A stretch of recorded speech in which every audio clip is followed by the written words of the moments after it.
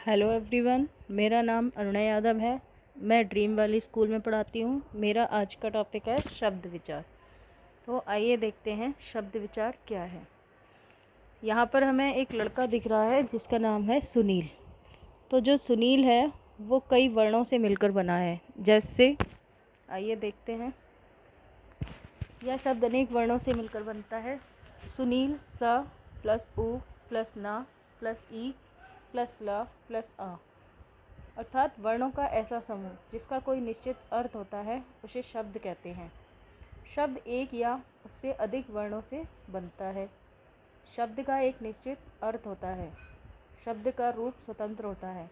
जैसे जा शब्द का अपना स्वतंत्र रूप है। शब्दों के भेद। शब्दों का वर्गीकरण 5 आधारों पर किया जाता है। पहला है वाक्य में प्रयोग के आधार पर, दूसरा उत्पत्ति या स्रोत के आधार पर, तीसरा है रचना या बनावट के आधार पर, चौथा है व्याकरणिक प्रकार के आधार पर, पांचवा है अर्थ के आधार पर। वाक्य में प्रयोग के आधार पर शब्द भेद। सार्थक शब्द, निरर्थक शब्द। सार्थक शब्द जिनका कोई निश्चित अर्थ होता है उन्हें हम सार्थक शब्द कहते हैं। जैसे कार, बस, पूजाघर, पानी, लड़का। इनका अपने आप में एक निश्चित अर्थ होता है। दूसरे हैं निरर्थक शब्द। जैसा कि हमें नाम से पता चल रहा है, जिन शब्दों का कोई अर्थ नहीं होता है उन्हें निरर्थक शब्द कहते हैं। जैसे वोटी, खट, खानी, पटल, मक्कल आदि। उत्पत्ति या स्रोत के आधार पर शब्द भेद। तत्सम शब्द, तद्भव शब्द, देशज शब्द, विदेशी शब्द। शब्द तत्सम शब्द संस्कृत भाषा के वे शब्द जो हिंदी में अपने मूल रूप में प्रयोग किए जाते हैं तत्सम शब्द कहलाते हैं। जैसे दुग्ध, अग्नि, दंत, कूप। ये संस्कृत शब्द हैं, इन्हें हिंदी में भी प्रयोग किया जाता है, इसलिए ये हमारे तत्सम शब्द हैं। दूसरा है तद्भव शब्द। जो शब्द संस्कृत के मूल शब्दों से कुछ बिगड़कर, यानी कि जो संस्कृत के जो मूल शब्द हैं उनको बिगाड़कर हिंदी में प्रयुक्त होते हैं उन्हें तद्भव कहते हैं। जैसे दूध, आग, दांत, कुआं आदि। अब है देशज शब्द। जो शब्द स्थानीय या क्षेत्रीय प्रभाव के कारण आवश्यकता अनुसार हिंदी भाषा में आ गए हैं उन्हें देशज शब्द कहते हैं। जैसे पंगड़ी, झुग्गी, दाल, लुटिया आदि।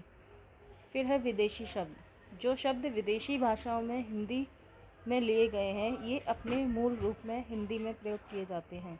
जैसे पेंसिल, कालीन, स्टेशन, कोट आदि। रचना या बनावट के आधार पर शब्द भेद।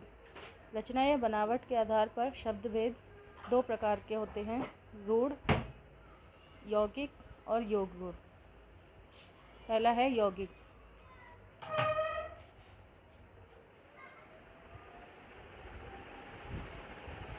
रचना या बनावट के आधार पर शब्द भेद। रूढ़ जो शब्द अपने में पूर्ण होते हैं और जिनके टुकड़े करने पर उनका कोई अर्थ नहीं निकलता एवं जो परंपरा से विशेष अर्थ के लिए प्रयोग किए जाते हैं उन्हें रूढ़ शब्द कहते हैं। जैसे फूल, फू प्लस ला, फूल। इसी प्रकार पुस्तक, कमल, फल, ये सभी रूढ़ शब्द हैं। दूसरा है यौगिक। जो शब्द 2 सार्थक शब्दों के से मिलकर बनते हों और जिनके प्रत्येक खंड का अपना एक अर्थ हो उन्हें यौगिक शब्द कहते हैं। जैसे राज, महल, राज प्लस महल। फिर है योग रूढ़ शब्द। योग रूढ़ शब्द 2 या 2 से अधिक शब्दों से मिलकर बनते हैं और ये सामान्य अर्थ को प्रकट न करके किसी विशेष अर्थ को प्रकट करते हैं। जैसे घन, श्याम, घन प्लस श्याम, श्री कृष्ण। व्याकरणिक प्रकार के आधार पर शब्द भेद। व्याकरणिक प्रकार के आधार पर 2 प्रकार के शब्द भेद हैं, विकारी शब्द, अविकारी शब्द। विकारी शब्द जिन शब्दों के रूप, लिंग, वचन, कारक, काल आदि के अनुसार परिवर्तित हो जाते हैं उन्हें विकारी शब्द कहते हैं। लड़का, लड़की, लड़के, लड़कों के लिए। तो जो लड़की है वो लिंग परिवर्तन से है, ठीक है। लड़के वचन परिवर्तन। लड़कों के लिए कारक का प्रयोग करने पर। व्याकरणिक प्रकार के आधार पर शब्द भेद। विकारी शब्द 4 प्रकार के होते हैं, संज्ञा, सर्वनाम, विशेषण और क्रिया। संज्ञा जैसे हाथी, हथनी, हाथियों के लिए। सर्वनाम मैं, हम, हमें।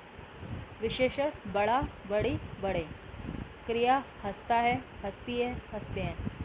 सभी शब्दों का लिंग, वचन, कारक परिवर्तन के कारण रूप परिवर्तित हुआ है, अतः ये विकारी शब्द हैं। व्याकरणिक प्रकार के आधार पर शब्दभेद। अविकारी शब्द। अविकारी शब्द विकारी शब्दों के विपरीत होते हैं। इन शब्दों के रूप में कोई परिवर्तन नहीं होता। संज्ञा तेज तेज चलती है, प्रतीक तेज तेज चलता है। जिन शब्दों का लिंग, वचन, कारक, काल आदि के कारण रूप परिवर्तन नहीं होता, उन्हें अविकारी शब्द कहते हैं। व्याकरणिक प्रकार के आधार पर शब्द भेद। अविकारी शब्दों के 4 भेद होते हैं: क्रिया विशेषण, संबंध बोधक, समुच्चय बोधक, विस्मयादि बोधक। अविकारी शब्दों के 4 भेद होते हैं: क्रिया विशेषण, महिला धीरे धीरे चलती है, महिलाएं धीरे धीरे चलती हैं। संबंध बोधक, प्यास के मारे बुरा हाल हो गया, अंकित डर के मारे कांपने लगा। समुच्चय बोधक शब्द, नीलू और सीमा ने फिल्म देखी, प्रतीक, चारू और संगम विद्यालय आए।